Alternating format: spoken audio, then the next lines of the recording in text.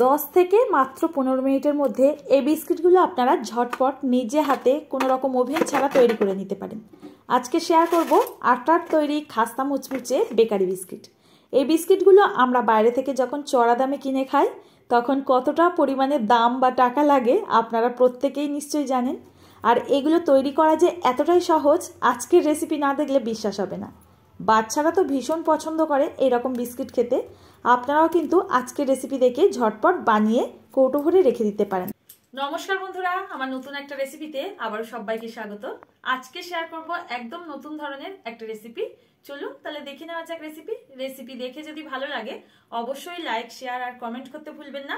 নতুন বন্ধুরা আসলে চ্যানেলটি সাবস্ক্রাইব করে নিতে পারেন আর পাশে থাকা নোটিফিকেশন বেলের অল অপশনটা ক্লিক করে রাখবেন। সবার আগে আমার চ্যানেলের নোটিফিকেশন আপনার কাছে পৌঁছে যাবে। আর ফেসবুক পেজ থেকে যদি কেউ দেখে থাকেন পেজটিকে ফলো করতে একদমই ভুলবেন না। চলুন বন্ধুরা আজকে শুরু করা যাক রেসিপি।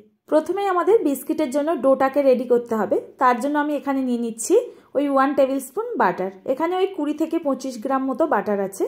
বাটারটা যদি হাতের কাছে না থাকে এখানে আপনারা ঘি নিয়ে নিতে পারবেন। তো দেখুন বাটারটাকে ওই 1 মিনিট মতো একটুখানি এইভাবে ফেটিয়ে নিলাম, একটু ক্রিমের মতো হয়ে গেছে। এই পর্যায়ে আমরা অ্যাড করে দেব এখানে গুঁড়ো চিনি। আমি মিক্সিতে ওই 1/2 কাপ মতো চিনি একটু গুঁড়ো করে নিয়েছি। দিয়ে দিচ্ছি সাথে একটা ডিম, এটা কিন্তু রুম টেম্পারেচারে থাকতে হবে ডিমটা। আর দিয়ে দিচ্ছি 2 টেবিল স্পুন রান্নার রিফাইন্ড অয়েল। এই কয়েকটা উপকরণ একটু ফেটিয়ে নিলে দেখবেন সুন্দর একটা ক্রিমের মতো স্ট্রাকচার এসে যাচ্ছে। ওই 1 মিনিট মতো আবারও কিন্তু এই সমস্ত উপকরণগুলোকে ফেটিয়ে নিচ্ছি। বন্ধুরা আজকের রেসিপি এতটাই সহজে তৈরি করা যায়, রেসিপি যদি প্রথম থেকে শেষ পর্যন্ত দেখেন বুঝতে পারবেন কতটা সহজে এই বেকারি বিস্কিটগুলো আমরা নিজে হাতে তৈরি করে নিতে পারি। এখন এই ক্রিমের মতো স্ট্রাকচার চলে এসছে, এর মধ্যে দেখুন পুরোপুরি কিন্তু ক্রিমের মতোই দেখতে হয়েছে। এই পর্যায়ে আমরা অ্যাড করে দেব এখানে ভ্যানিলা এসেন্স। এটা শুধুমাত্র ডিমের যে কাঁচা গন্ধটা আছে এটা চলে যাওয়ার জন্য অ্যাড করছি। এখানে হাতের কাছে যদি ভ্যানিলা না থাকে এলাচের গুঁড়ো ব্যবহার করতে পারবেন। আবারও সমস্ত কিছু খুব ভালো করে ওই 30 সেকেন্ড মতো একটু ফেটিয়ে মিক্স করে নিয়েছি। এই পর্যায়ে অ্যাড করে দেব আটা। আমি এখানে 2 কাপ আটা দিয়ে আজকের বিস্কিটগুলো তৈরি করছি। আপনারা যদি চান এখানে আটার পরিবর্তে ময়দাও অ্যাড করতে পারবেন। দিয়ে দিচ্ছি স্বাদ মতো 1 চিমটি লবণ, অবশ্যই করে লবণটা দেবেন। আর দিয়ে দিচ্ছি 1 টিস্পুন বেকিং পাউডার আর 1/3 টিস্পুন দিয়ে দিচ্ছি বেকিং সোডা। ব্যাস এই কয়েকটা দিয়ে একটা সফট ডো আমাদের তৈরি করতে হবে। এই ডোটা তৈরির সময় কোনো রকম কিন্তু জল বা লিকুইড দুধের ব্যবহার একদমই করা যাবে না, তাহলে বিস্কিটগুলো খাস্তা আর ক্রিস্পি হবে না। এবার আস্তে আস্তে এইভাবে করে আমরা এই ডোটাকে তৈরি করে নেব। প্রত্যেকটা উপকরণ আমি যে মাপে নিয়েছি আমার এখানে 2 কাপ আটাতে একেবারে পারফেক্ট হয়েছে। আলাদা করে কিন্তু তেল বা বাটার মাখার সময় লাগেনি। এবার আস্তে আস্তে চেপে এইভাবে একটা সফট ডো তৈরি করে নেবেন। দেখবেন খুব সুন্দরভাবে কিন্তু এই ডোটা আমাদের রেডি হয়ে যাচ্ছে। আজকের এই বিস্কিটগুলো আমি সম্পূর্ণটা কিন্তু তৈরি করছি সাদা আটা দিয়ে। আপনারা যদি চান সাদা আটার পরিবর্তে লাল আটা দিয়েও করতে পারবেন, আবার ময়দা পুরোটাই ব্যবহার করতে পারবেন। এবার দেখুন একটা সুন্দর একটা ডো আমার তৈরি হয়ে গেল। আর এই ডোটা তৈরি করতে মাত্র কিন্তু 1 মিনিট মতো সময় লাগে। এতটাই সহজে এতটা মজার একটা খাস্তা মুচমুচে বেকারি বিস্কিট তৈরি করা যায়, আজকে সম্পূর্ণ রেসিপি না দেখলে আপনারাও বিশ্বাস করতে পারবেন না। তো দেখুন বন্ধুরা ডোটা আমার তৈরি হয়ে গেছে আর কতটা সফট হয়েছে দেখেই বুঝতে পাচ্ছেন। এই ডোটা তৈরির সময় শুধু খেয়াল রাখবেন কোনোভাবে শক্ত আবার খুব বেশি যেন নরম না হয়ে যায়, তাহলে বিস্কিটগুলো কিন্তু পারফেক্ট হবে না। ডোটা আমার তৈরি হয়ে গেলে এটাকে ঢাকা বন্ধ করে সাইডে ওই 1-1.5 মিনিটের জন্য রেখে দিচ্ছি।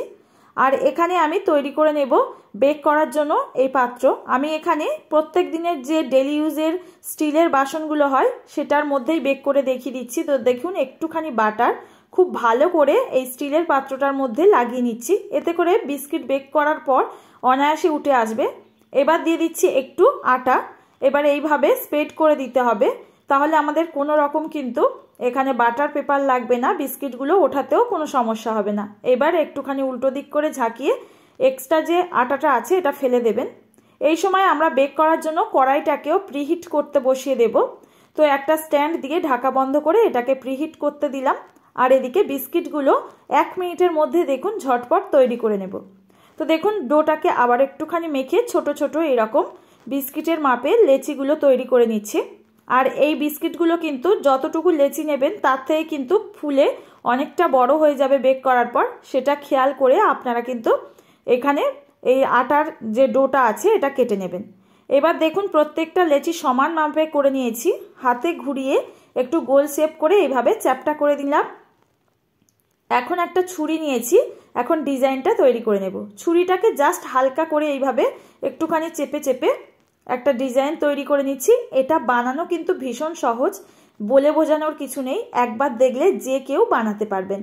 তো একটা বিস্কিটের সুন্দর একটা ডিজাইন তৈরি হয়ে গেল, আর দেখেই বুঝতে পাচ্ছেন কত সুন্দর দেখতে হয়েছে। এখন এই বিস্কিটটাকে হালকা হাতে আলতো করে আমাদের ওই বেকিং ট্রে মানে যে স্টিলের বাসনটাকে আমরা রেডি করেছিলাম তার মধ্যে হালকা হাতে বসিয়ে দেব। এই সময় বিস্কিটগুলো ভীষণ নরম থাকে, আলগা আলগা করে কিন্তু এখানে সমস্ত কাজটা করতে হবে। তো দেখুন একইভাবে আরও একটা বিস্কিটকে তৈরি করে আপনাদের দেখিয়ে দিচ্ছি। এটা আপনারা কিন্তু যে কেউ প্রথমবারেই বানিয়ে নিতে পারবেন, কোনো রকম সমস্যা হবে না, আমি কথা দিচ্ছি। তো দেখুন এটাও কিন্তু সুন্দরভাবে তৈরি হয়ে গেল।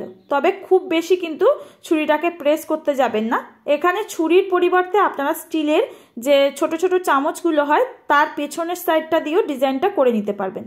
তো আরও একটা বিস্কিট আমার তৈরি করে এখানে এই স্টিলের পাত্রটার মধ্যে দিয়ে দিলাম, আর প্রত্যেকটা বিস্কিট কিন্তু একইভাবে আমি তৈরি করে নিয়ে এখানে এই পাত্রটার মধ্যে বসিয়ে দিচ্ছি। বিস্কিটগুলো বেকিং পাত্রের মধ্যে যখন বসাবেন শুধু মধ্যখানে একটু করে ফাঁকা রাখবেন যাতে বেক করার পর একটু জায়গা পায়।